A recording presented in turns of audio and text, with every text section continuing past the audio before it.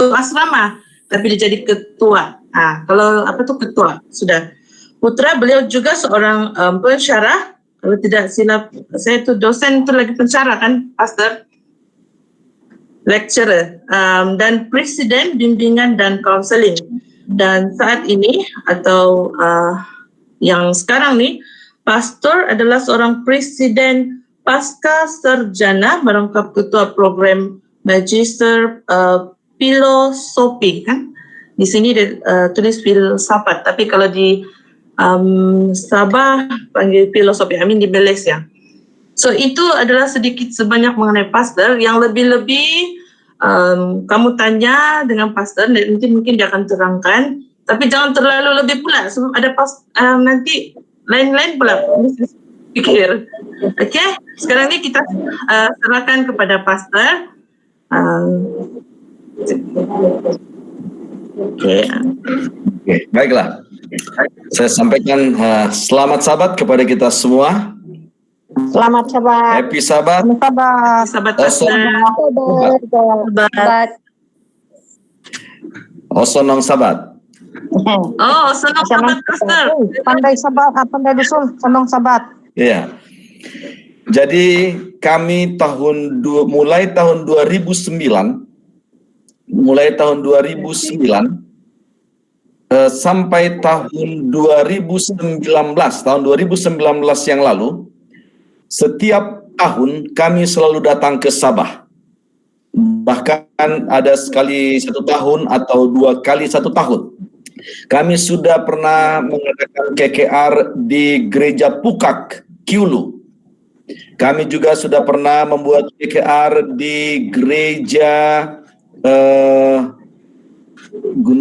apa itu mah?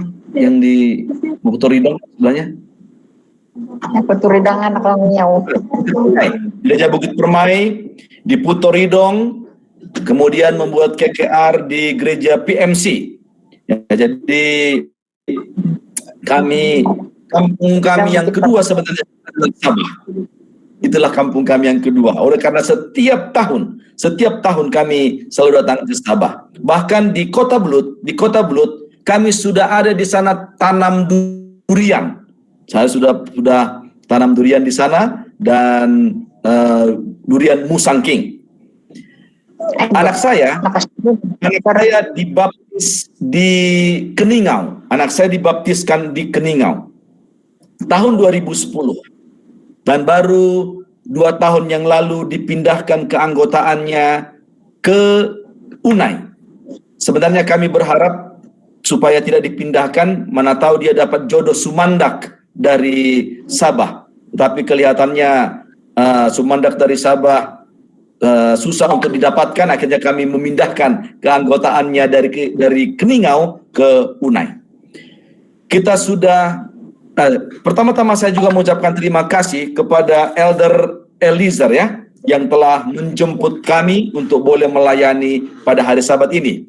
Saya tidak tahu apakah Pastor Benedict ada di Google Meet ini. Hamba Tuhan ini juga dulu adalah murid saya pada waktu dia mengambil kependetaan di Unai. Sebenarnya tahun 2019 yang lalu, seharusnya tahun 2020 ini, bulan Oktober, kami sudah dijemput untuk mengadakan KKR di Adventist Hospital kita di Penang. Tetapi oleh karena COVID-19 terpaksa di-cancel. Seharusnya bulan Desember, bulan 12, 2020 kami juga mengadakan KKR di Kota Blut. Bahkan sudah ada satu anggota gereja yang meminta saya untuk memberkati anaknya di gereja Mangkulat di Kota Blut. Tetapi itu pun terpaksa di-cancel oleh karena pandemi COVID-19 yang belum selesai sampai saat ini. Sudah 10 bulan kita semuanya dalam ketakutan. Dan kita belum tahu bilakah ini akan selesai. Dan puji Tuhan, di negara kami di Indonesia sudah ada vaksin. Dan itu sudah banyak orang yang menerima vaksin. Dan kita harapkan juga di Sabah bahkan di seluruh dunia akan banyak yang menerima vaksin, sehingga kita akan dapat kembali hidup normal sebagaimana biasanya. Jadi saya sering lewat dari Rangalau ini ya, dari Rangalau lama, dari Rangalau baru, tetapi belum ada masa untuk dapat berbakti di gereja Rangalau lama maupun di Rangalau baru. Harap-harap kalau sudah COVID ini selesai, nanti Elder Eliezer kembali dapat menjemput kami untuk boleh datang ke Sabah, untuk boleh datang ke Rangalau. Bersama-sama dengan saudara-saudara, kita berbakti di gereja Rangalau. Amin, saudara-saudaraku. Amin. Baiklah. Amin, Pastor. Saya akan share screen terlebih dahulu supaya kita memulai khotbah firman Tuhan pada saat ini. Karena saya tidak terbiasa memakai Google Meet, kami terbiasa memakai Zoom. Jadi saya kurang mengerti, saya akan panggil dulu asisten saya untuk boleh share screen.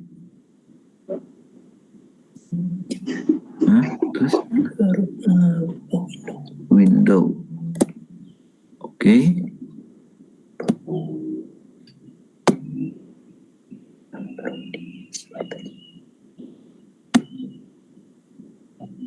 Oke. Kenapa kelihatan gambar? Oke. Apakah sudah dapat melihat slide saya? Dapat, Pastor? Ada. Sudah ya? Ya, dapat. Ini, tapi sebenarnya sudah dapat.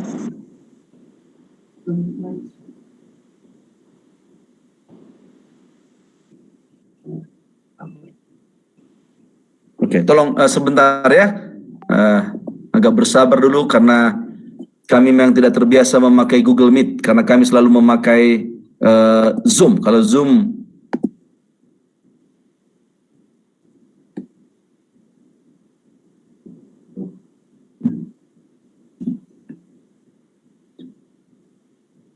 Oke, harap sudah dapat melihatnya ya. Baiklah. Terlebih dahulu kami akan memperkenalkan sekilas di mana kami melayani. Saya tidak tahu apakah saudara-saudara semuanya sudah pernah ke UNAI. Inilah keluarga kecil kami, saya, istri saya, dan kemudian anak kami Adriel yang sekarang berumur 23 tahun. Inilah kampus kita di UNAI. Bendera yang ada di sana adalah menyatakan mahasiswa-mahasiswa yang datang di UNAI ini datang dari negara-negara ini. Dan salah satu di sana adalah bendera dari Malaysia.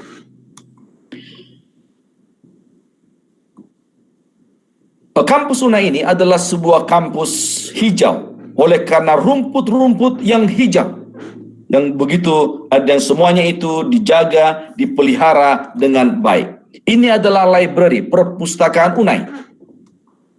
Inilah kami para pensyarah yang akan melayani seluruh mahasiswa yang datang ke UNAI. Ini adalah gereja UNAI. Saya tidak tahu berapa orang dari antara yang ada di Google Meet ini yang sudah pernah datang ke UNAI. Jadi kalau berbakti di UNAI itu pada hari Sabat, waktu offline sebelum COVID-19, setiap hari Sabat itu maka yang bergereja itu berbakti itu dapat sampai 2.000 orang lebih. Coba saudara bayangkan bagaimana bergereja dengan sebanyak 2.000 orang lebih setiap Sabat. Singing group sangat banyak di UNAI. Salah satunya adalah UNAI Koral yang pernah datang juga ke Sabah. Untuk main basket ada juga di sana untuk tempat bermain basket, untuk gym ada di sana. Nah, ini adalah sebuah program yang dirancang di UNAI, yaitu kalau mahasiswa ini datang dari keluarga yang kurang mampu, maka mereka diberikan kesempatan untuk bekerja sambil berkuliah. Dan upah, gaji dari bekerja itu akan menolong uang kuliah mereka. Inilah salah satu view dari kampus UNAI yang sangat indah, yang sangat sejuk. Pagi hari ini Di Unai kami lihat temperaturnya itu sekitar 16-17 derajat Celcius, seperti di Kundasan. Inilah Unai pada waktu malam, beberapa spot yang begitu hijau, yang begitu indah di kampus Unai. Ini adalah the house of prayer. Jadi kalau ada mahasiswa-mahasiswa yang mau berdoa, mereka diberikan tempat yang khas, yang nyaman untuk mereka berdoa. Nah, saya mau sedikit bersaksi. Kami 5 bersaudara. Saya adalah anak yang paling sulung. Kami 5-limanya berkuliah di Unai, kemudian tamat dari Unai, menyelesaikan dari Unai, dan kemudian kami mendapatkan pasangan hidup kami, mendapatkan jodoh kami di Unai. Dan semua ini sudah bekerja. Adik-adik saya ini yang perempuan bekerja di Adventist Hospital di Bandung. Kemudian yang 3 adik saya ini, mereka bekerja, ada yang bekerja di perusahaan Amerika, ada yang bekerja di perusahaan Australia, ada yang bekerja di perusahaan Norwegia. Nah, jadi yang mau saya sampaikan kepada seluruh kita yang hadir di sini, para orang tua, apakah mungkin juga yang sudah mau menyelesaikan sekolah menengah mereka, mau ke university, datanglah ke Unai. Oleh karena di Unai tadi dia punya kampus yang begitu indah, cuacanya itu yang dingin, dan kemudian selain nanti akan diberikan ilmu supaya sukses di dalam pekerjaannya, juga nanti boleh mendapatkan pasangan hidup seperti kami berlima. Dan yang paling utama, di Unai seluruh mahasiswa selalu dituntun untuk boleh berjalan bersama-sama dengan Yesus. Tajuk daripada firman Tuhan pada hari Sabat ini yang akan saya bawakan di gereja Rangalau ini adalah murid palsu atau murid sejati. Sebelumnya, kembali saya undang kita semua, saya jemput kita semua untuk tunduk kepala dan kita akan berdoa. Tuhan kami yang maha kasih, yang penuh dengan kuasa, yang bertahta dalam kerajaan sorga. Pada hari Sabat ini Tuhan, kami datang berbakti kepadamu. Dunia ini masih dikuasai oleh COVID-19. Semua Tuhan kami masih diliputi oleh ketakutan. Dan saat ini kami juga masih berbakti dari rumah kami masing-masing. Tetapi Tuhan, di dalam kemahakuasaan-Mu yang begitu luar biasa, Engkau telah memberikan kepada kami sebuah sarana untuk boleh berbakti melalui Google Meet pada saat ini. Biarlah kiranya Tuhan, Engkau yang akan menjaga, mengkontrol apakah laptop kami, HP kami, dan juga Tuhan, internet kami. Dengan demikian, kami akan dapat berbakti dengan baik, tidak akan terganggu dari awal hingga akhirnya. Bersama-sama dengan kami Tuhan, terpujilah nama-Mu. Dalam nama Yesus kami berdoa. Amin. Saudaraku, apabila ada sepasang suami istri yang baru menikah, atau juga sudah lama menikah, apakah ini menunggu kelahiran anak yang pertama atau anak yang kedua? Biasanya salah satu yang paling dipersiapkan oleh para orang tua adalah membuat nama anak-anak mereka. Saudaraku, ini adalah gambar saya ketika saya berumur, kalau saya tidak silap, 3 atau 4 tahun. Nah, yang mau saya sampaikan, orang tua saya memberikan nama kepada saya Stimson Hutagalung. Tetapi saya dapati, begitu banyak orang di Indonesia yang susah untuk menyebutkan nama saya. Oleh karena 2 konsonan yang pertama ini membuat mereka sulit untuk menyebutkannya. Ada yang memanggil saya Simpson, seperti nama dalam Alkitab, atau ada yang membuat nama saya Timson. Mereka menghilangkan S-nya. Saya pernah bertanya kepada ayah saya. Ayah saya juga adalah seorang pastor gereja Advent, tetapi beliau sudah meninggal dunia. Pernah saya tanyakan kepada ayah saya, mengapa memberikan nama saya Stimson kepadanya. Kemudian dengan tersenyum dia menjawab, pada waktu dia dulu berkuliah di UNAI ini mengambil kependetaan, dia pernah membaca sebuah buku sejarah Amerika Serikat. Di sana adalah seorang jenderal yang bernama Stimson. Oleh karena ayah saya ini mengaguminya, maka dia memberikan nama saya, anaknya, Stimson, supaya seperti jenderal yang ada di Amerika itu. Nah, saya mau memberitahukan betapa sulitnya orang-orang menyebut nama saya. Bulan Maret 2020, sekitar 3 minggu sebelum kita semua seluruh dunia lockdown oleh karena COVID-19, kami mengadakan KKR di Jailolo, di Pulau Ambon. Begitu jauh dari Bandung ini. Kemudian ada dari kerajaan yang pakai batik di tengah-tengah itu, dia mewakili kerajaan untuk menyampaikan ucapan pembukaan daripada KKR ini. Beberapa kali dia menyebutkan nama saya salah. Sampai-sampai dia 3 kali meminta maaf kepada saya oleh karena salah menyebutkan nama saya. Saudaraku, tentu ini mulai di tahun 90-an ya, di tahun 90-an. Ketika seorang ibu akan melahirkan, maka dia akan membeli buku nama-nama bayi mereka. Siapakah kira-kira yang akan menjadi namanya? Kalau sekarang mudah, melalui Google kita dapat mencarinya.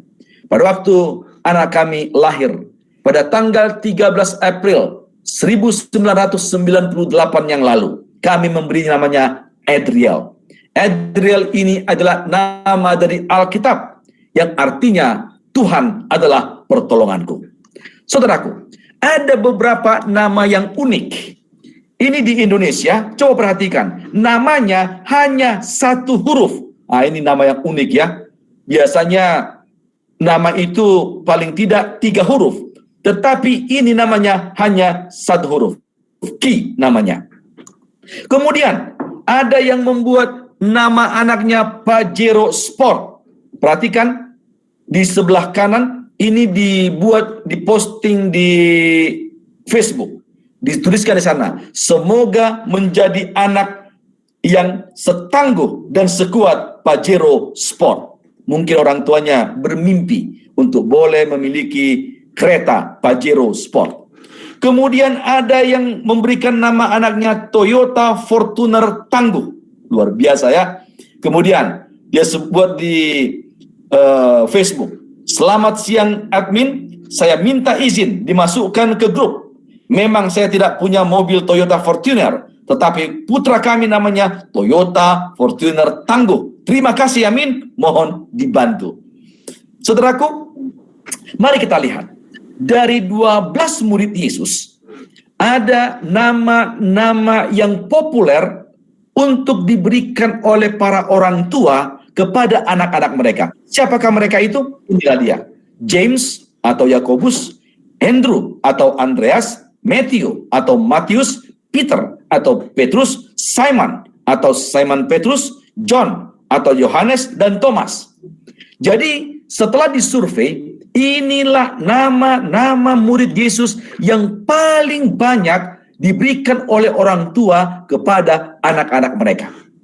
Namun ada 1 nama, yaitu Judas Iskariot.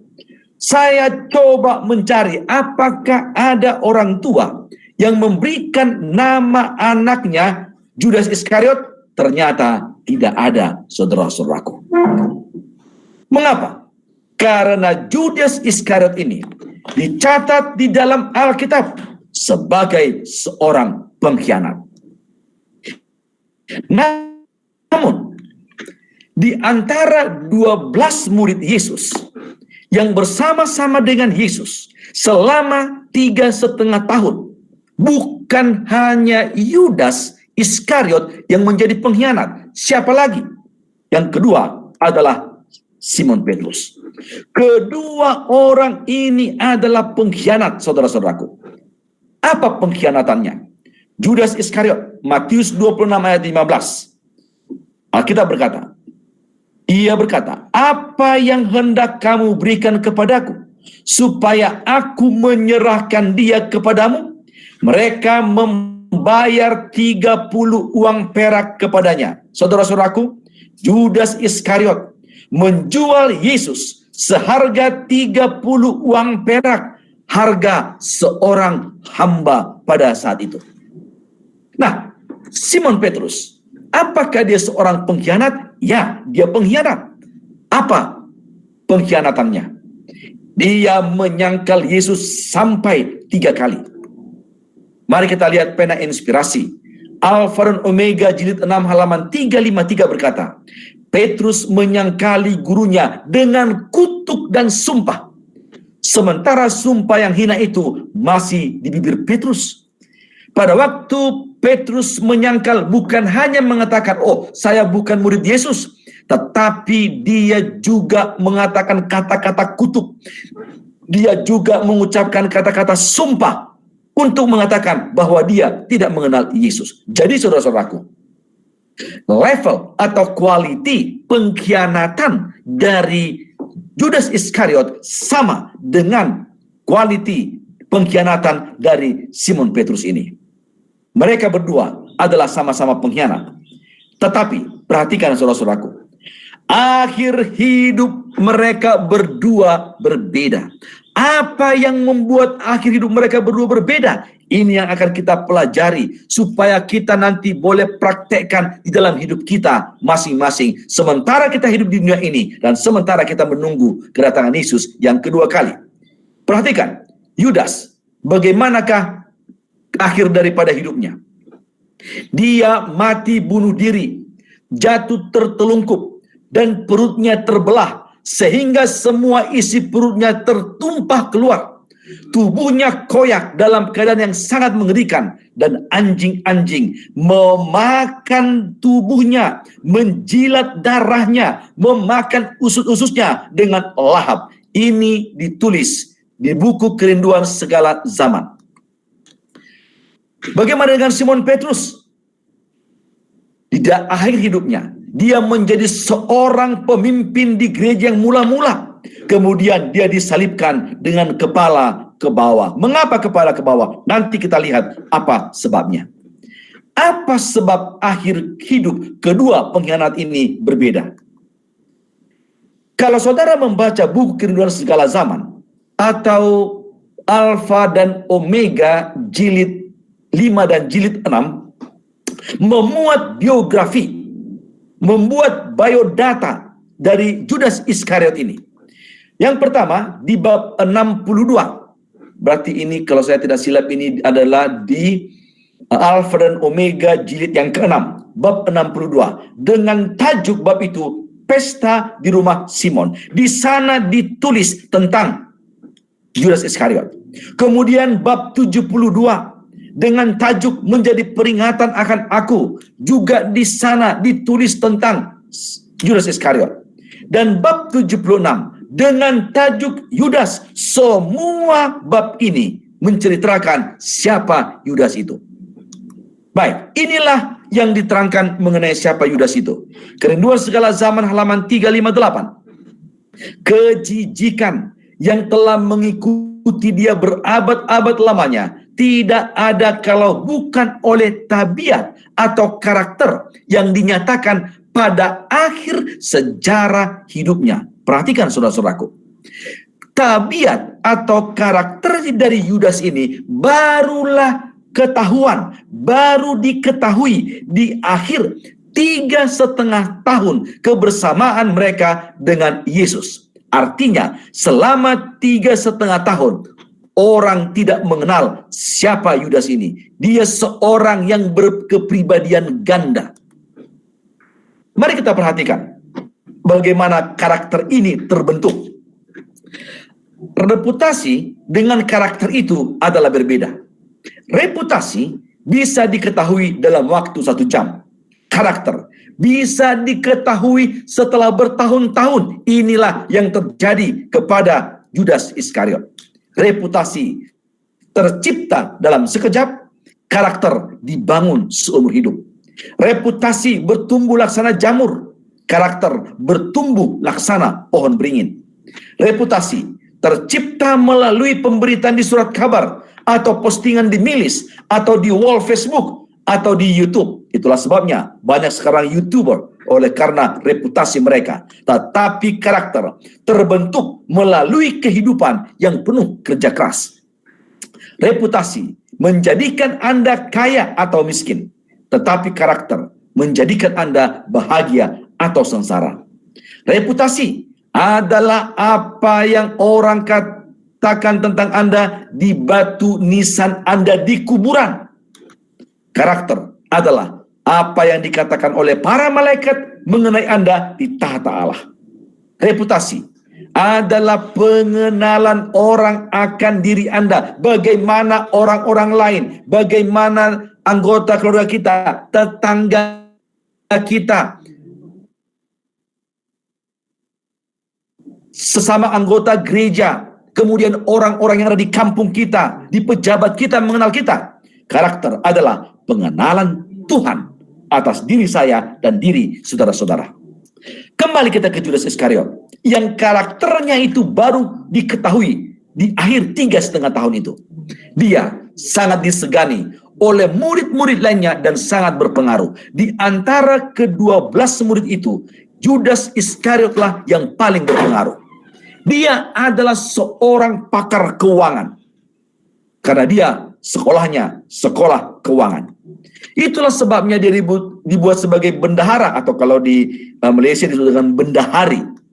Dia adalah, tetapi di dalam di antara 12 murid Yesus itu ada 2 pakar keuangan, yaitu Matius pemungut cukai. Tetapi oleh karena Judas ini sangat pintar, dia sangat licik, maka dialah yang dipilih. Padahal pena inspirasi menuliskan Matius itu dia lebih teliti di dalam keuangan dan dia sangat jujur di dalam keuangan. Nah, bagaimana, apakah yang dibuat oleh Yudas selama 3,5 tahun bersama dengan Yesus dan murid-murid lainnya? Dia seorang koruptor. Dia sering mencuri uang. Dia gunakan uang itu untuk kepentingan pribadinya. Dia seorang provokator. Apa yang dimaksud dengan provokator ini? Perselisihan tentang siapa dari mereka harus menjadi yang terbesar umumnya dibangkitkan oleh Yudas ini. Luar biasa Yudas ini. Dia seorang yang sombong dan dia tidak mau disaingi oleh siapapun. Itulah sebabnya pena inspirasi menuliskan bahwa Judas Iskariot ini adalah seorang murid palsu. Oleh karena motivasi dan ambisinya yang salah. Dan pena inspirasi Alkitab juga menuliskan bahwa Yudas Iskariot ini adalah seorang iblis. Yohanes 6 ayat 70. Bukankah aku sendiri yang telah memilih kamu, yang 12 ini? Namun seorang di antaramu adalah iblis. Luar biasa. Di antara ke-12 murid itu, Judas Iskariot disebutkan murid palsu, dan yang kedua disebutkan dia iblis. Apa yang membuatnya sampai dia disebutkan murid palsu? Yudas tidak pernah mempunyai persekutuan yang sungguh, yang benar, yang sejati dengan Tuhan Yesus.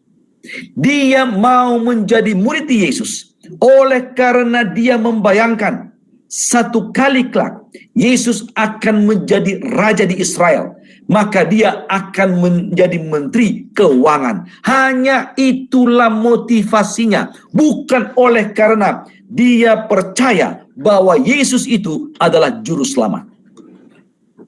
Sehingga dia disebutkan murid palsu. Sekali lagi, mengapa dia disebut murid palsu? Karena dia tidak pernah mempunyai persekutuan, tidak pernah mempunyai hubungan dengan Tuhan Yesus. Pada waktu perjamuan terakhir di lantai 2 itu, sebelum Yesus akan disalibkan, saat itu Yesus memberikan kesempatan yang terakhir kepada Yudas Iskariot untuk bertobat dan menerima Yesus sebagai juru selamat pribadinya. Tetapi apa yang dilakukannya? Dia keluar dari ruangan itu. Pena Inspirasi menuliskan, pada waktu dia keluar dari pintu ruangan itu dan menutup pintu itu, pintu kasihan telah tertutup baginya, dan yang menutupnya adalah dirinya sendiri. Oleh karena dia tidak pernah terhubung, terkoneksi dengan Yesus, Sang Juru Selamat itu. Kita tentu mendengar Judas Kis. Inilah tindakannya yang paling luar biasa. Dia mencium Yesus, bukan mencium mengatakan selamat, tetapi ciumannya itu adalah sebagai tanda bahwa itulah Yesus, supaya tentara-tentara Roma dapat menangkapnya. Dan benar, tentara Roma dapat menangkapnya karena saat itu gelap. Itulah ciri-ciri, tanda supaya mereka tahu bahwa itu adalah Yesus. Ciuman Judas itu. Lukas Fatsal yang ke-22 ayat ke-48. Maka kata Yesus kepadanya, "Hai Yudas, mengapa engkau membuat ciuman seperti itu?" Dan kemudian saudara-saudaraku, akhir hidup daripada Yudas itu, pada saat Yesus akan disalibkan di Golgota, dalam perjalanannya dari Yerusalem menuju Golgota. Sementara Yesus tidak sanggup lagi untuk memikul salib itu. Kemudian Simon orang Kirene dipaksa untuk memikulnya. Sementara mereka berjalan, tentara Roma, ahli-ahli Taurat, imam-imam berteriak-teriak untuk mengejek Yesus. Suara itu begitu riuh, begitu ribut. Tetapi saudara-saudaraku, Pena Inspirasi menuliskan, pada saat mereka akan tiba di Bukit Golgota itu, tiba-tiba suara berteriak itu terdiam. Karena mereka melihat sesosok tubuh. Rupanya ini Yudas Iskariot ini seorang yang tinggi besar. Pada waktu dia menggantung dirinya, tali yang digunakan tidak cukup kuat lagi menahan tubuhnya, sehingga putus, dan tubuhnya yang besar itu jatuh di atas batu-batu. Perutnya pecah, darahnya bercecer kemana-mana, ususnya keluar, dan anjing-anjing datang memakan dan menjilatinya, saudara-saudaraku. Semua terdiam dan ngeri melihat peristiwa itu. Saudaraku, Pena Inspirasi mengatakan, tetapi ada maksud tabiat itu dipaparkan kepada dunia. Hal itu hendaknya menjadi amaran kepada semua orang. Sekali lagi, ini adalah amaran, ini pelajaran bagi saya, bagi saudara. Walaupun kita mengatakan bahwa kita adalah pengikut Yesus, apakah kita betul-betul selalu terhubung dengan Yesus? Ataukah kita seperti Yudas Iskariot, tidak pernah terhubung, dan dia sebenarnya adalah seorang murid yang palsu? Baik, sekarang ada kutipan yang mau saya sampaikan. Hati-hati dengan pikiran Anda, karena itu akan menjadi kata-kata. Hati-hati dengan kata-kata Anda, karena itu akan menjadi tindakan. Hati-hati dengan tindakan Anda, karena itu akan menjadi kebiasaan. Hati-hati dengan kebiasaan Anda, karena itu akan menjadi karakter. Berhati-hatilah dengan karakter Anda, karena itu akan menjadi nasib Anda. Sekarang kita kepada Simon Petrus, pengkhianat yang satu lagi itu. Ada catatan mengatakan, Petrus ini tidak terlalu tumpul otaknya, juga tidak terlalu berbakat. Tidak bodoh, juga tidak terlalu pandai. Tetapi dia dengan motivasi yang benar dan persekutuan, hubungan yang erat dengan Yesus. Pada saat setelah dia menyangkal Yesus 3 kali, bahkan dengan sumpah, dengan kata-kata yang begitu menyakitkan, Yesus di bawah berjalan. Pada waktu Yesus berjalan. Sementara Simon Petrus berada di halaman daripada ruang pengadilan itu. Mata Yesus dengan mata Yudas bertemu. Saat mata Yudas dengan mata Yesus bertemu, maka Simon Petrus, ketika mata Yesus dengan mata Simon Petrus bertemu, maka Simon Petrus mengingat bahwa dia telah menggenapi apa yang Yesus katakan, bahwa sebelum ayam berkokok, maka Petrus telah mengkhianatinya 3 kali. Namun, apakah yang dibuat oleh Simon Petrus? Perhatikan saudara-saudaraku, ini yang sangat penting. Inilah perbedaannya dengan Yudas Iskariot. Dia berlari ke Taman Getsemane, di mana Yesus biasa berdoa. Kemudian dia menjatuhkan tubuhnya di tempat di mana Yesus selalu berdoa. Dia menangis, dia menyesali dosa-dosanya, dan dia bertobat, saudara-saudaraku. Dia kembali kemudian menjadi seorang pemimpin utama dari 12 murid Yesus itu. Dia menjadi pemimpin gereja yang mula-mula. Dan akhirnya, pada waktu tentara Roma menghukum dia dengan hukum mati, disalibkan, dia berkata kepada tentara Roma itu, "Salibkan saya dengan kepala saya ke bawah, karena saya tidak pantas untuk disalibkan dengan kepala ke atas, seperti guru saya, seperti juru selamat saya, Yesus Kristus." Itulah sebabnya Simon Petrus disalibkan dengan kepala ke bawah sampai dia mengembuskan nafasnya yang terakhir. Saudara-saudaraku, Simon Petrus mempunyai persekutuan yang sungguh-sungguh dengan Tuhan Yesus.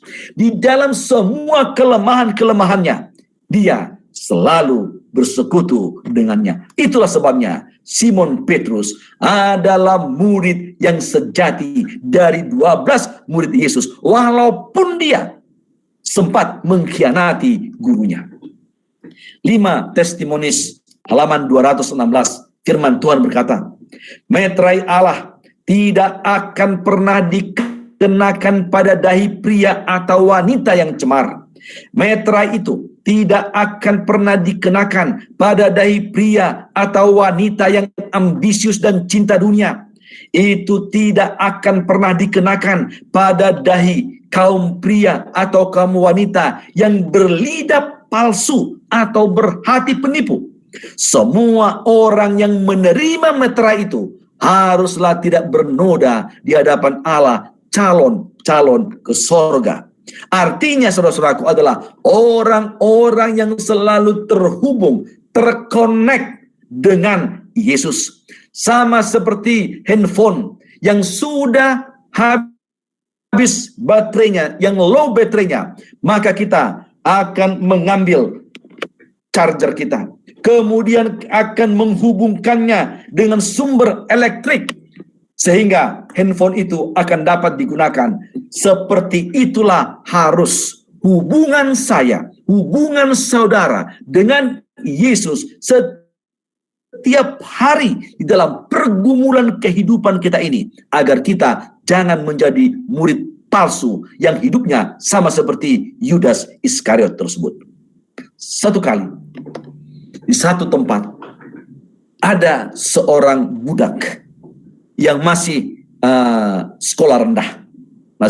Umurnya baru 6 atau 7 tahun. Dia datang dari keluarga yang miskin.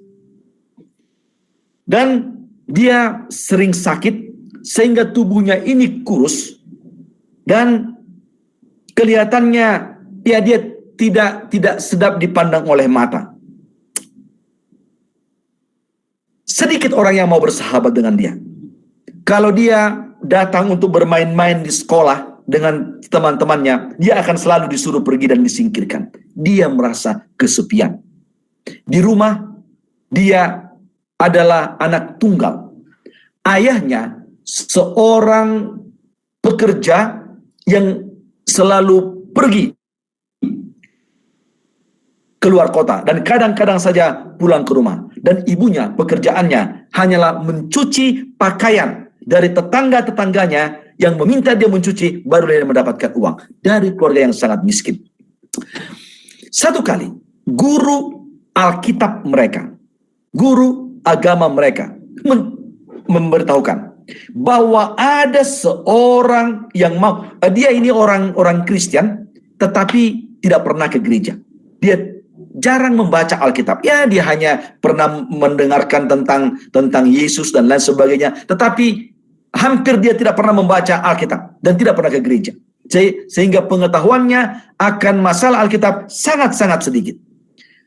Satu kali guru Alkitabnya di sekolah mengatakan bahwa ada seorang yang mau bersahabat dengan siapapun, apakah dia miskin atau kaya, apakah dia pintar atau bodoh, apakah dia handsome, comel, atau jelek.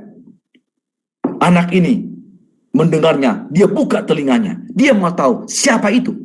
Oleh karena dia merasa bahwa dia adalah orang yang jelek, dia adalah orang yang miskin, dia adalah orang yang bodoh, dan dia mempunyai sahabat yang sangat sedikit. Dia mau banyak sahabatnya. Kemudian, guru itu mengatakan, orang yang mau bersahabat dengan siapapun itu, namanya adalah Yesus. Hatinya sangat senang. Pulang dari sekolah, dia segera berlari-lari dengan bagnya, dengan buku-bukunya. Kalau dia mau ke sekolah, dia harus melewati jalan raya yang luas dan kendaraan yang ramai. Apakah itu motosikal, apakah itu kereta, lori yang akan lewat di jalan itu. Jadi dia harus berhati-hati untuk menyeberangi jalan itu. Dan pada waktu dia menyeberangi jalan itu, maka di situ ada gereja yang selalu terbuka dari pukul 8 sampai pukul 8 pagi sampai pukul 5 petang. Dia mengingat ada gereja. Dia berlari dan kemudian dia masuk ke dalam gereja itu. Karena gereja itu terbuka. Dia mulai cari-cari apakah ada orang yang ada di gereja itu. Pastor di gereja itu melihat ada seorang anak yang masuk. Dan cara melihatnya itu dia curiga. Jangan-jangan anak ini mau mencuri. Kemudian pastor itu datang dan bertanya, siapa yang dia cari? Oh, anak itu segera berkata, Anda siapa? Kemudian pastor mengatakan, saya adalah pastor di gereja ini. Dia senang sekali, dia katakan, pastor, saya sangat miskin. Dan ia termasuk anak yang bodoh. Sehingga saya tidak mempunyai teman di sekolah. Tadi, cikgu mengatakan di sekolah, bahwa Yesus itu mau bersahabat dengan siapapun. Apakah dia miskin, apakah dia bodoh, apakah dia jelek, dia mau bersahabat. Saya mau bersahabat dengan Yesus. Bolehkah saya untuk bertemu dengan Yesus?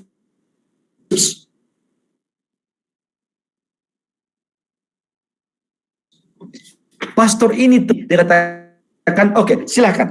Tetapi pastor itu tidak tahu karena pastor itu jauh di depan sana.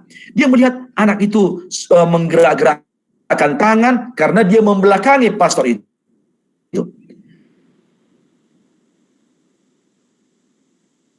Hanya ke mimbar itu, kemudian dia berjalan keluar. Dia katakan kepada pastor, pastor, besok bolehkah saya lagi datang untuk bertemu dengan sahabat saya Yesus itu? Pastor mengatakan, oke, boleh. Selama pintu gereja terbuka, kamu boleh. Dan kamu tidak perlu lagi minta izin. Langsung saja kamu masuk. Begitulah saudara-saudaraku. Dari minggu ke minggu, pulang sekolah, anak ini, budak ini selalu masuk gereja, kemudian nanti duduk di depan mimbar, dia menggerak-gerakkan tangannya seperti berbicara, tetapi pastor ini tidak tahu apa yang disampaikan oleh anak itu. Akhirnya, pastor ini berpikir, saya mau tahu apa yang diucapkan oleh anak ini. Satu hari, ketika pastor ini sudah tahu bahwa anak ini sudah pulang sekolah dan sebentar lagi dia akan masuk gereja, pastor itu bersembunyi di balik mimbar itu. Kemudian dia mendengarkan langkah-langkah anak ini. Dia mendengarkan, dia duduk dan meletakkan bagnya. Anak itu kemudian berbicara dan pastor itu mendengarkannya. Inilah kata-kata anak itu. Yesus, selamat siang, apa kabarmu? Kalau kabar saya baik, tetapi Yesus kurang baik juga. Tadi pagi sebelum saya ke sekolah, mama saya marah. Dia pukul saya, dia cubit saya sampai biru. Lihat Yesus, dia buka lengan bajunya, dia tunjukkan memang ada biru di sana. Tetapi saya tidak salahkan mama saya.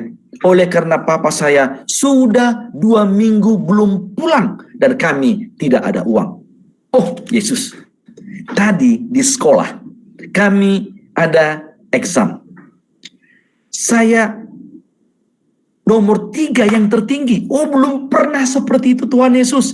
Oh, banggakah kau Tuhan Yesus mempunyai seorang sahabat yang marka eksamnya tinggi? Oh ya, di kelas kami ada seorang sumandak yang cantik. Tadi dia lihat saya Yesus.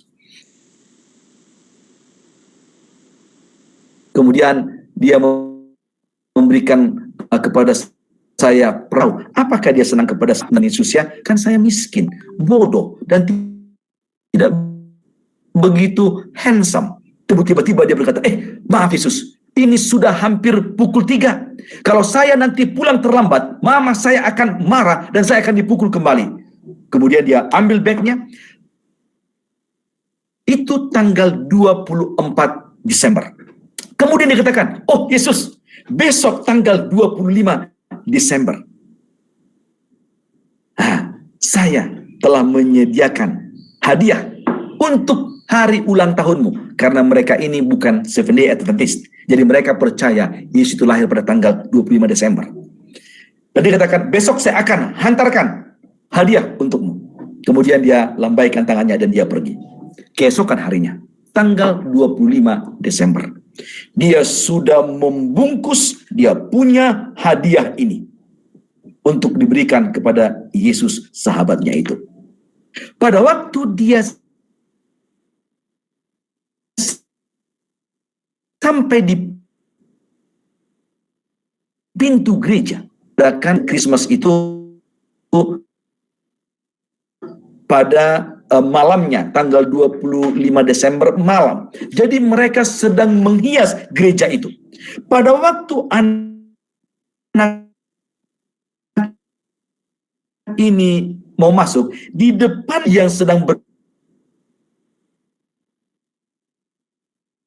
berbincang, ibu itu mengatakan, kamu mau kemana? Oh, dikatakan, saya dengan sahabat saya. Oh, maaf, kami sedang menghias gereja dan kamu tidak boleh. Dia berpikir bahwa dia tidak mau mengecewakan sahabatnya yang bernama Yesus itu, karena dia sudah berjanji untuk membawakan hadiah kepadanya. Oh, dia katakan, tolong, saya tidak mau mengecewakan sahabat saya, karena dialah sahabat saya yang paling dekat dengan saya. Tolong saya izinkan masuk ke dalam. Kedua ibu itu mengatakan, tidak, kamu pulang saja. Kalau kamu mau datang nanti malam.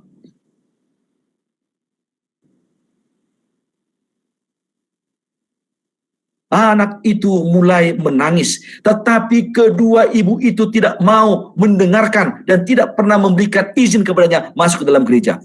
Akhirnya anak itu mata. Dia yang ramai dengan kendaraan,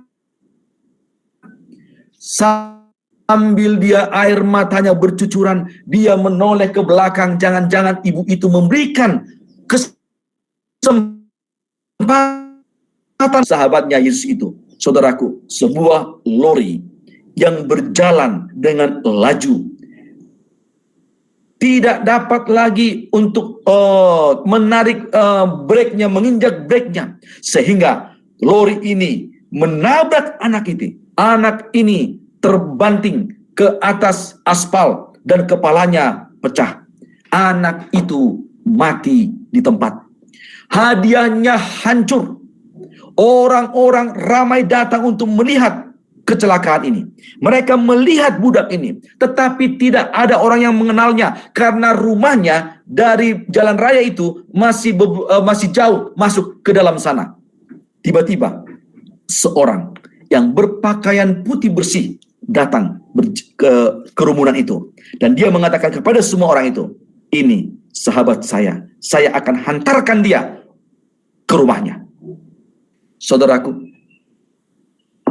ketika sekolah dibuka kembali karena cuti Christmas, ketika sekolah dibuka kembali, pastor, waktu tanggal 25 itu, pastor sakit dan masuk hospital. Itulah sebabnya anak ini tidak diizinkan masuk ke gereja. Hanya pastor yang tahu dan memberikan izin bagi dia untuk dia dapat masuk ke gereja. Setelah Christmas berlalu, tahun baru berlalu, maka mereka masuk sekolah. Pastor yang sudah sembuh dari penyakitnya duduk di office di gerejanya, di pejabat di gerejanya. Kemudian dia mulai menunggu. Hari yang pertama, kenapa budak itu tidak muncul lagi? Hari yang kedua, hari yang ketiga. Akhirnya, hari yang keempat, pastor ini berpikir, ada sesuatu yang terjadi kepada budak itu.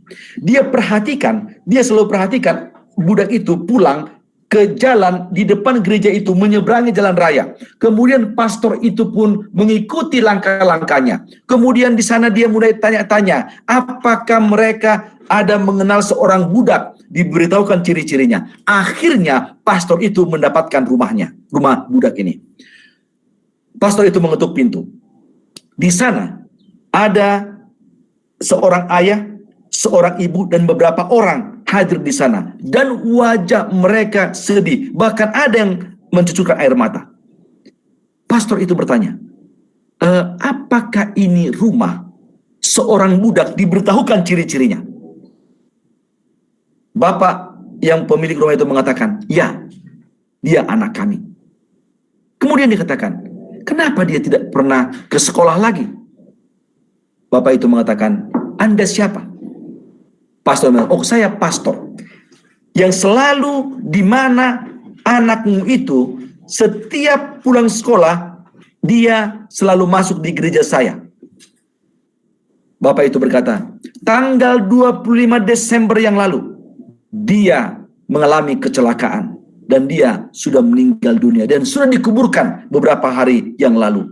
Kami sedang mengadakan kebaktian untuk penghiburan kepada keluarga kami, terutama kepada istri saya. Pastor itu terkejut dan dia mengatakan takziah, turut berduka cita. Akhirnya pendeta ini berdoa. Pada waktu dia akan pulang, meninggalkan rumah itu, istri daripada pemilik rumah itu atau ibu daripada budak yang meninggal dunia itu bertanya kepada pastor itu, pastor, dia katakan, pada waktu anak kami meninggal dunia, ada seseorang yang mengantarkannya. Pakaiannya putih bersih, wajahnya itu penuh dengan ketenangan, tetapi kelihatan dia sangat bersedih. Dia tidak banyak berbicara. Ketika dia letakkan anak kami, tubuh dari anak kami yang sudah meninggal dunia itu di tengah-tengah rumah ini. Dan sebelum dia keluar dari rumah, saya bertanya, siapakah Anda? Jawabannya adalah, saya adalah sahabat dari anakmu ini. Pastor, tahukah engkau siapa dia? Pastor itu terdiam. Air mata menetes dari matanya. Dan dia mengatakan, ibu, bapak, hanya satu orang sahabat anakmu itu. Dia adalah Yesus. Oh, saudara-saudaraku, ketika kita begitu akrab dengan Yesus, ketika seseorang itu membuat Yesus itu sebagai seorang sahabatnya yang paling dekat, bahkan sampai kepada kematiannya pun, Yesus turut bersedih. Dan Yesus tidak akan pernah mengizinkan kematian akan berkuasa bagi sahabat-sahabatnya. Itulah sebabnya ketika nanti datang kedua kali, seluruh sahabat-sahabatnya yang telah meninggal dunia akan dibangkitkan, saudara-saudaraku. Dan semua sahabat-sahabatnya yang masih hidup, yang melihat kedatangan yang kedua kali, akan diobahkan dalam sekejap mata untuk boleh diangkat ke awan-awan sana untuk masuk ke Yerusalem baru, di mana dia tidak akan pernah berpisah selama-lamanya dengan Yesus. Saudara-saudaraku, pertanyaannya saat ini, soalannya adalah, apakah saya dan saudara murid palsu seperti Yudas Iskariot? Ataukah saya dan saudara seperti Simon Petrus yang adalah murid sejati, walaupun dia mempunyai kelemahan, bahkan dia sampai mengkhianati gurunya, tetapi oleh karena hubungannya dia bertobat dan dia mati dalam imannya kepada Yesus. Saudaraku, saya mau menjadi murid yang sejati. Apabila saudara semuanya juga mau menjadi murid yang sejati, katakan amin, saudara-saudaraku. Dan untuk menjadi murid yang sejati, mulai sekarang kita senantiasa harus terhubung dengan Yesus setiap hari di dalam kehidupan kita. Dan itulah yang akan dapat membuat kita untuk boleh bertemu dengannya ketika dia datang yang kedua kali. Kerinduan saya untuk bertemu dengan Yesus, biarlah itu juga kerinduan saudara untuk bertemu dengannya, untuk dapat bersama-sama dengan dia dalam kerajaan surga untuk kekal selama-lamanya. Tuhan memberkati kita. Amin.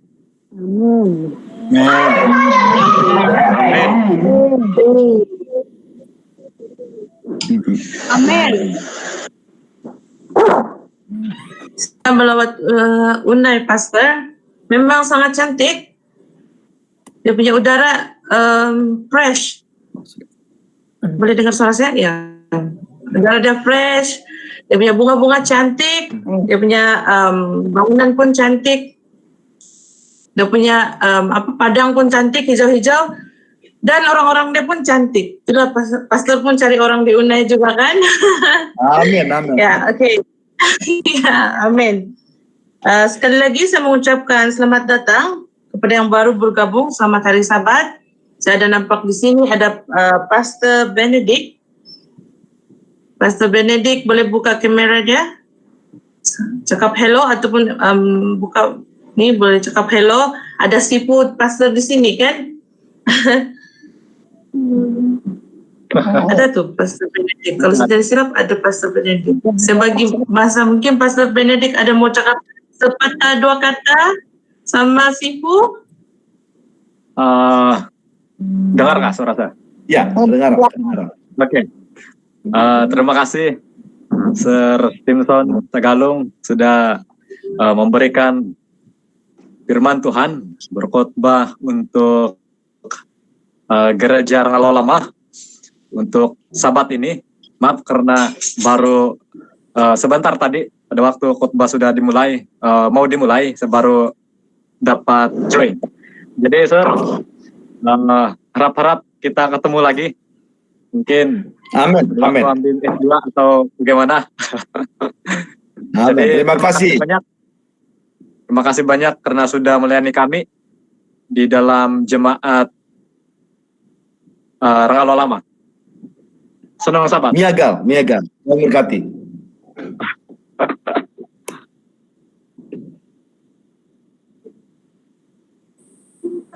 Ada lagi Pastor Stimson cakap dusun dari saya.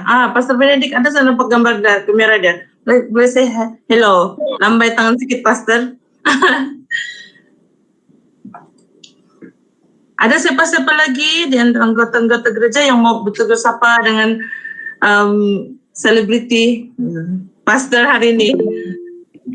Hai, Pastor Belang. Auntie. Hai. Hai. Happy Sabat. Terima kasih, Pastor. Miagal. Oh. Hai Pastor. Harap pendeta. Hai. Harap bukan yang terakhir Sama, bergabung Pastor dengan kami Pendeta. ya. Sama itu, sama. Ya. Harap nanti ada lagi sisi lain. Ya, Coming soon. ya, harap nanti kita bisa jumpa lagi. Ya, betul. Thank you.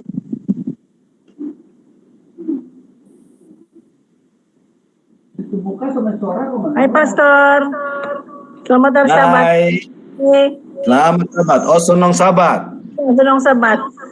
Saya puasa mau dengar panjang-panjang lagi. Ya. Saya harap kami akan dapat lagi bersama mendengar pelajaran pasar akan datang. Amin. Oke. Nanti kita undang. Pastor Petagalung. Kalau Iya. COVID sudah reda. Kali lagi. Banyak kali, Pastor. Banyak kali lagi boleh. Ya, Nanti amin. kita undang langsung ke Malaysia. Ada siapa-siapa lagi? Kita sebenarnya Pastor bukan di Sabah saja, tapi kami pun ada teman-teman dari Sarawak. Ya, Oh. kita ada Sarawak, Diana, boleh cakap hai. Ya. Hai. Happy Sabat.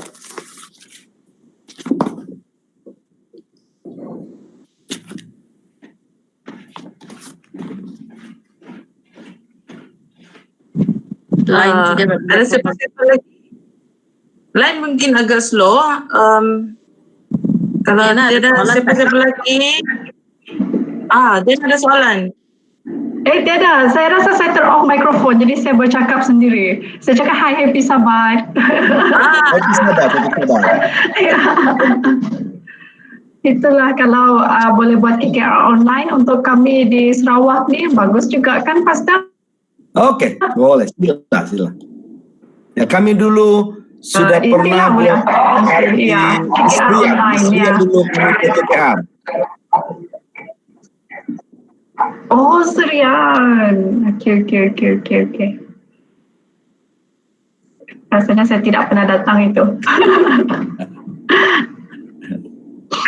Okey. Apa?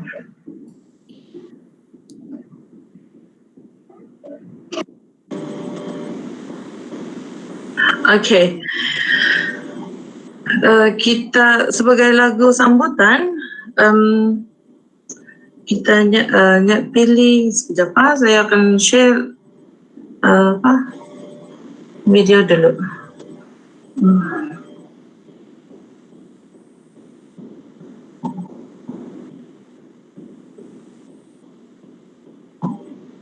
Kita nyanyi lagu dalam LPMI 38 sekali lagi, Yesus Sahabat Terindah.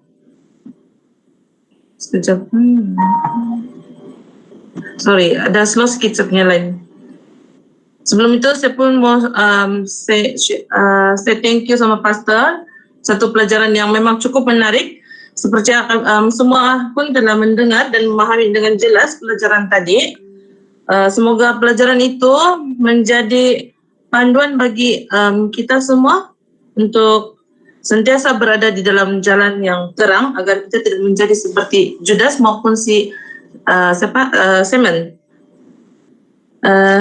Okay, belum. Sorry, sebenarnya lain terberapa kuat. Siapa?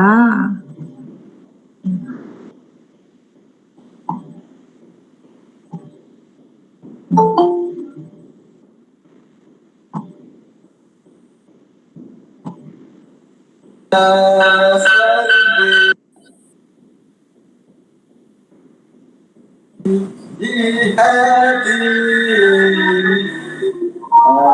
aku seperti dan di hati. Okay, kamu sudah boleh dengar?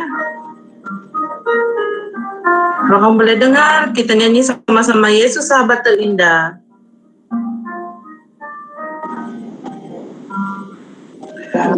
Yesus Sahabat Terindah yang menghapuskan dosa, segala pergumulan kita serahkanlah dalam doa. Maka kita tanggung berapa suka pun lenyap, karena kita tak bergantung dalam doa yang tetap.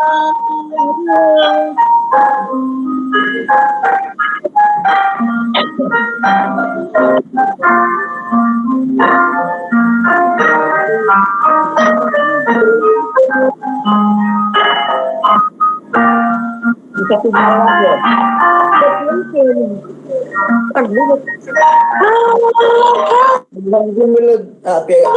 Percobaan kesukaran dan duka, janganlah putus harapan, selamatlah dalam doa. Adakah teman setia seperti Yesus Tuhanmu yang mengertikan kita dalam doa yang sungguh. Menyeka jadilamu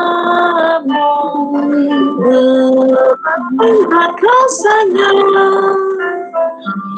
Yesus telah menolong kita, serahkanlah dalam doa. Jikalau temanmu undur, haraplah pada Tuhan. Dia bisa dan penghibur yang memberikan lindungan.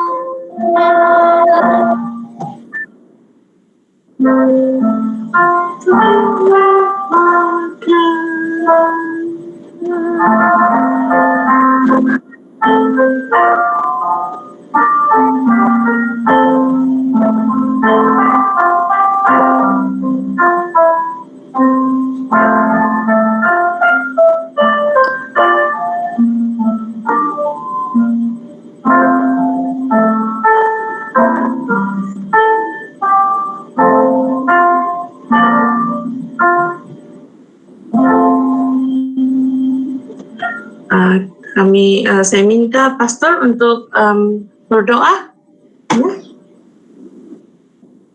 Mari kita semua bersama-sama berdoa. Dipuji dan dimuliakanlah kiranya nama-Mu ya Tuhan di dalam kebaktian kami ini. Dan biarlah kiranya firman yang telah kami dengarkan, Engkau akan sempurnakan itu dalam hati dan pikiran kami masing-masing. Oleh karena mungkin karena keterbatasan hamba-Mu yang menyampaikan, oleh karena koneksi internet yang terganggu, namun bila Roh Kudus-Mu Tuhan yang akan menyempurnakannya, agar kami Tuhan boleh belajar dari kehidupan Yudas Iskariot, seorang murid palsu, agar kami tidak mengikuti kehidupannya.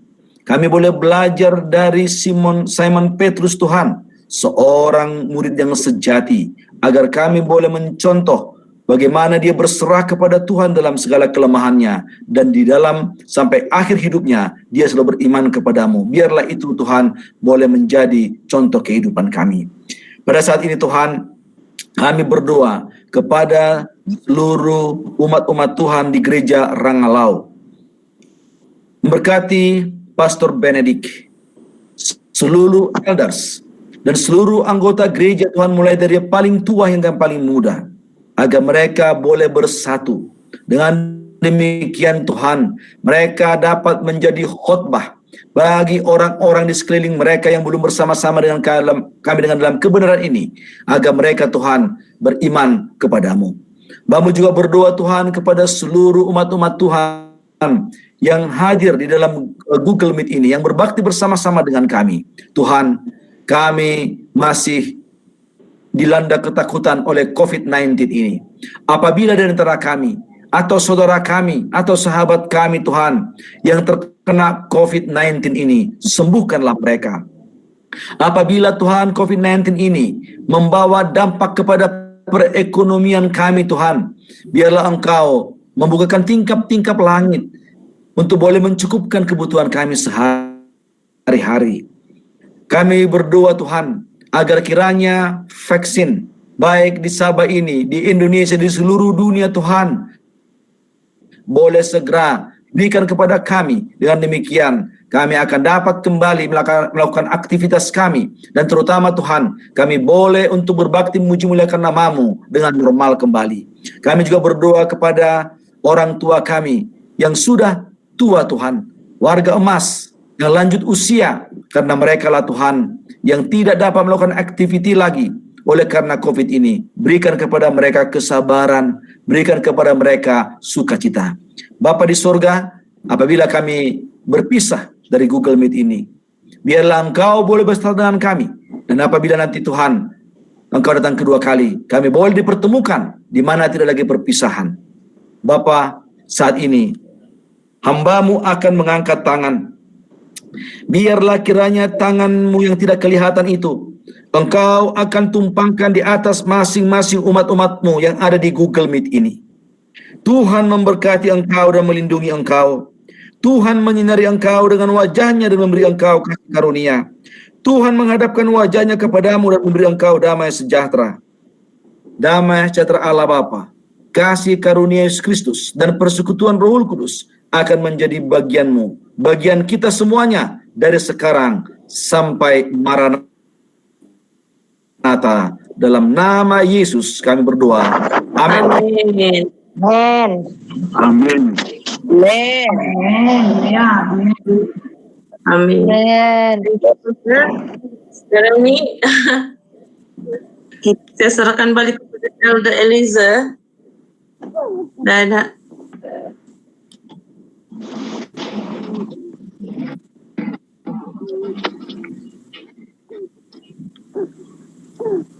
Ya, halo. Oh, masih boleh dengar. Sepunya internet pada hari ini tidak berapa oke, ada gangguan. Jadi kita semua sangat berbesar hati mengucapkan terima kasih kepada pastor dan juga keluarga bersama-sama untuk bersama-sama kita di dalam perbaktian Sabat pada hari ini. Terima kasih, Pastor. Ya, Elder, mertua saya, orang tua saya juga ada ikut di dalam Zoom ini. Jadi kami sekeluarga rame-rame datang dari Indonesia ke Rangalau ini. Iya. Oke, terima kasih, Pastor. Luar biasa. Satu keluarga besar yang bersama-sama dengan kami di sini. Bukan saja di Rangalau, tapi juga sahabat yang berada di Sarawak juga. Terima kasih. Dan juga ada sahabat-sahabat juga dari gereja di Sabah yang bersama-sama kita pada hari ini. Terima kasih kepada rekan-rekan dan saudara-saudara semua yang sudi bersama-sama kita pada Sabat ini. Jadi kita harap ini bukan satu pertama kali ataupun yang terakhir. Ini adalah permulaan bagi kita untuk mengenal dan mendengar firman daripada Pastor. Mungkin nanti Pastor Ben thank you, Pastor. boleh atur. Terima kasih, Pastor. Amin. Terima kasih. Ponsiko. Pastor.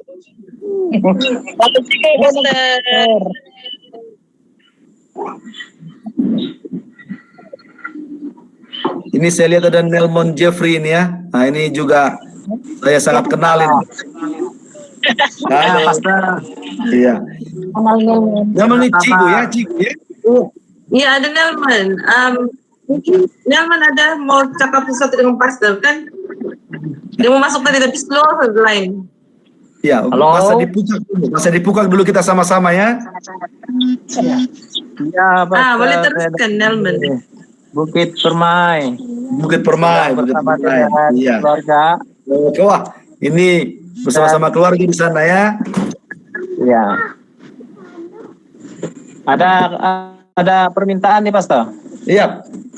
Saya melihat ada brother juga di sana, Noel, dan sempena hari ini hari istimewa bagi dia, hari jadi dia yang ke-42. Oh, Saya minta izin Eliza untuk nyanyikan dan berkat istimewa dari Pastor.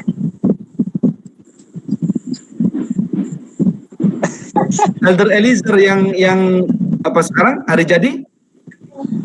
Elder Noel itu abang saya. Oh, ada di sini sekarang. Iya, ada dia ini. Oh, mana dia? Ya, ada dia, Pastor. Oh.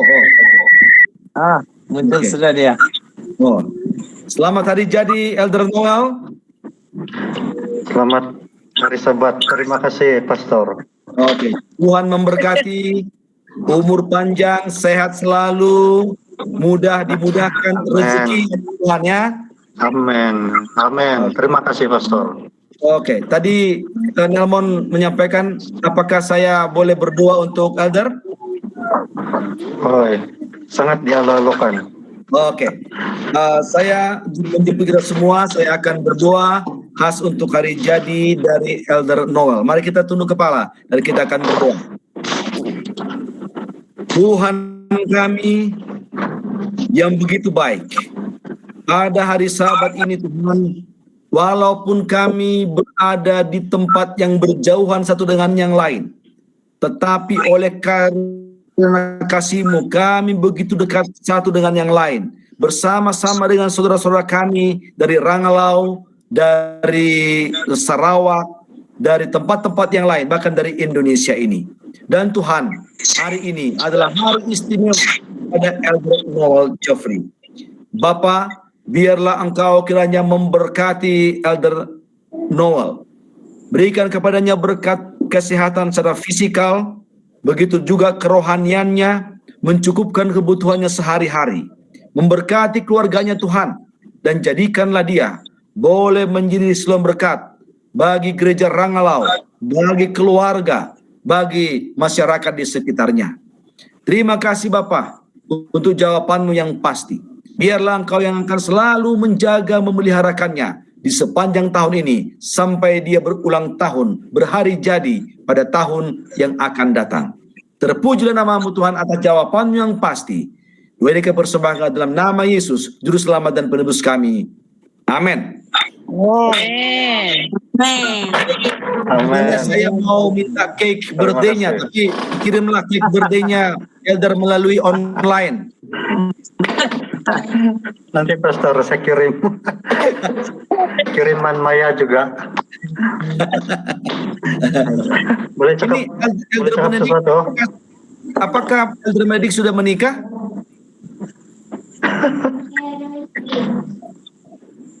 Iya, Belum. Pastor. Apakah Elder Benedict sudah menikah? Sudah berkawin? Sedang mencari.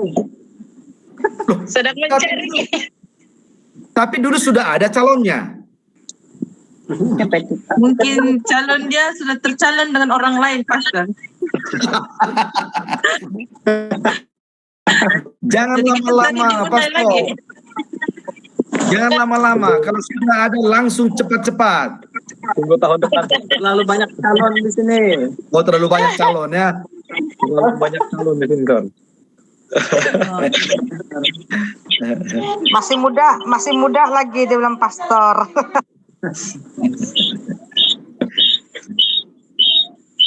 Oke lah, karena kami masih ada program yang lain, jadi saya berterima kasih kepada Elder Peter, kepada Pastor Benedict, kepada seluruh anggota gereja Rangalau. Nah, harap-harap kalau sudah nanti COVID ini berlalu, kami boleh dijemput nanti untuk datang ke Rangalau ya, Pastor Benedict ya. Nah, kita boleh. Amin. Boleh rancu.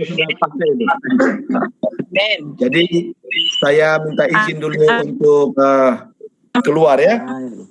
Oke lah. Kopi rubah. Well, senang sahabat. Tuhan berkati. Ya. Selamat.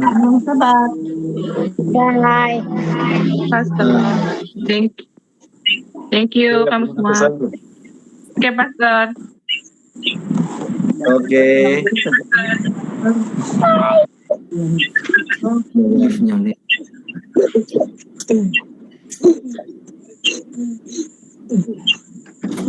Kan bisa di depan.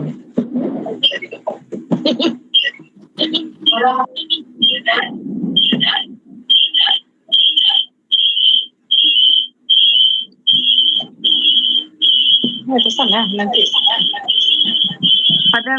Padam PC punya sound. Well, happy birthday. Thank you. Selamat hari jadi, Wel. Thank you. Kalau bukan pandemik sana sudah saya tempat Selbit minta cake. Mau nyanyi dulu dong. Bilang. Oh, mau nyanyi dulu. 1, 2, 3 nyanyi. Siapa Thank you, ah. yang lagu tuh? Happy birthday to you. Happy birthday to you. Kakak. Happy birthday, happy birthday, happy birthday to you. Yang sebenarnya Jom, naik gunung. Bukit, jom. Timbit. sebenarnya sudah betul. Sorry. Thank you, sangat diberkati hari ini. Ada dipray lagi oleh Pastor Idola hari ini. Oke, sangat best. Best kan? Yang istimewa, ya. Jadi jumpa lagi. Ya. Oke. Nah, Saya mau stop record dulu nih. Nanti saya kasih tengok kamu. Semua. oke Bang, bagus. Jangan lupa share awal. Bye deh. Oke.